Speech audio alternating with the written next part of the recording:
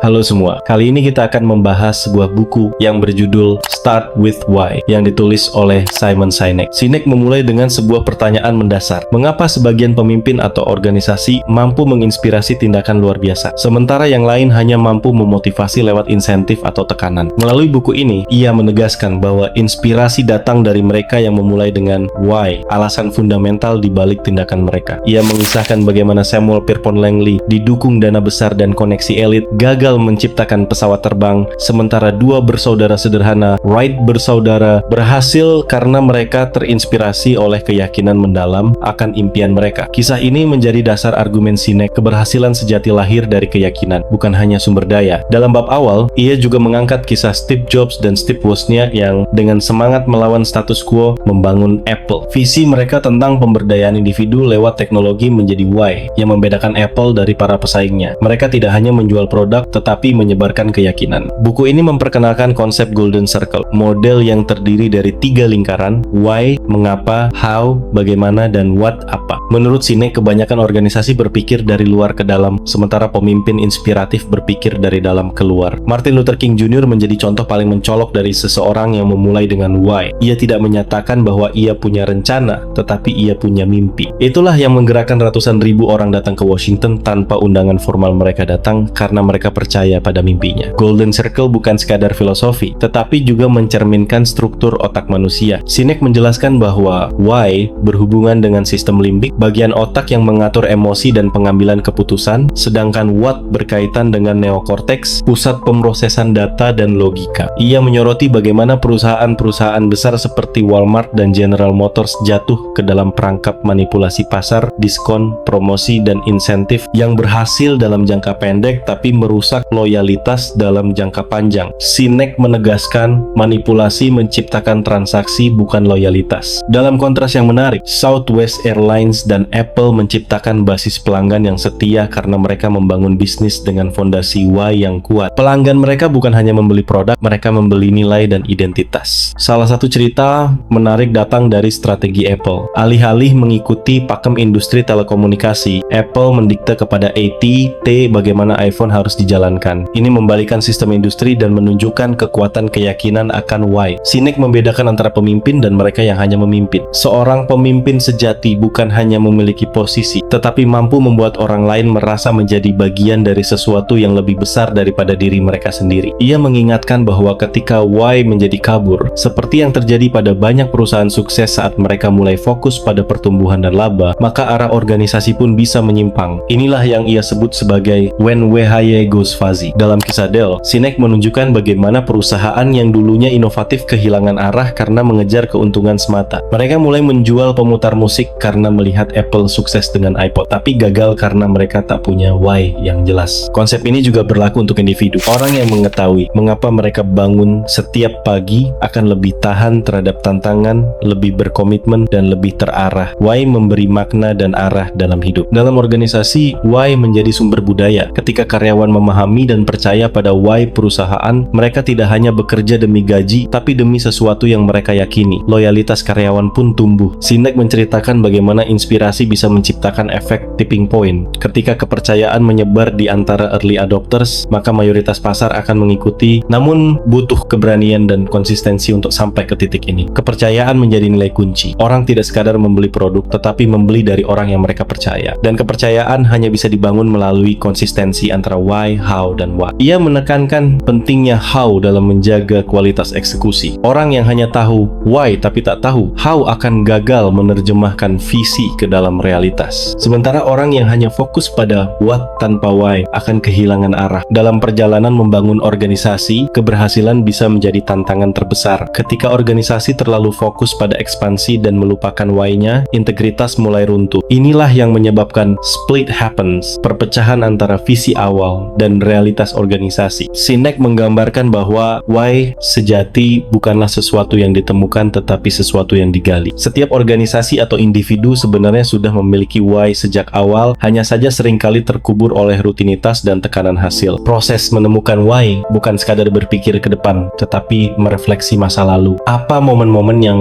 membuat kita merasa paling hidup? Dari situlah why kita sering berasal. Ia membandingkan kompetisi modern dengan kompetisi lama. Dahulu bisnis berfokus terus mengalahkan pesaing. Kini yang relevan adalah menjadi lebih baik dari diri sendiri kemarin. Organisasi yang fokus pada kompetisi eksternal akan kehilangan jati diri. Loyalitas sejati lahir bukan karena produk yang lebih bagus, tapi karena resonansi nilai. Pelanggan Apple atau Harley Davidson tidak membeli karena spesifikasi, tetapi karena identitas yang mereka rasa melekat pada brand. Sinek mengajak pembaca untuk berani bertanya why dalam hidup pribadi. Apakah kita mengejar karier demi uang atau demi dampak? Apakah kita memilih pekerjaan yang kita yakini atau hanya yang nyaman? Ia menyadarkan bahwa semua orang punya kapasitas untuk memimpin. Yang membedakan pemimpin yang menginspirasi adalah keberanian mereka untuk memulai dengan why, meski kadang belum ada jaminan hasil di depan. Pada akhirnya, Start with Why bukan sekadar buku tentang kepemimpinan, melainkan ajakan untuk hidup dengan keyakinan. Dunia akan berubah bukan oleh mereka yang mengejar apa yang mudah, tetapi oleh mereka yang setia pada why mereka. Dengan gaya bercerita yang mengalir dan contoh-contoh menarik, Simon Sinek berhasil membangun satu tesis kuat. Pemimpin sejati bukan yang paling cerdas atau paling kuat, melainkan yang mampu menjawab satu pertanyaan sederhana why. Dan itulah ringkasan dari Start with Why buku, yang bukan hanya membuka pikiran tapi juga mengetuk hati. Simon Sinek mengingatkan kita bahwa di balik setiap keputusan besar, setiap gerakan perubahan, dan setiap kepemimpinan yang benar-benar menginspirasi, selalu ada satu hal yang mendasari segalanya. Alasan mengapa. Kalau kamu merasa sedang kehilangan arah atau sedang mencari makna di balik pekerjaanmu, bisnis yang kamu jalani, atau hidup yang kamu bangun, mungkin sudah waktunya kamu berhenti bertanya apa yang harus kamu lakukan dan mulai bertanya mengapa kamu melakukannya. Jangan lupa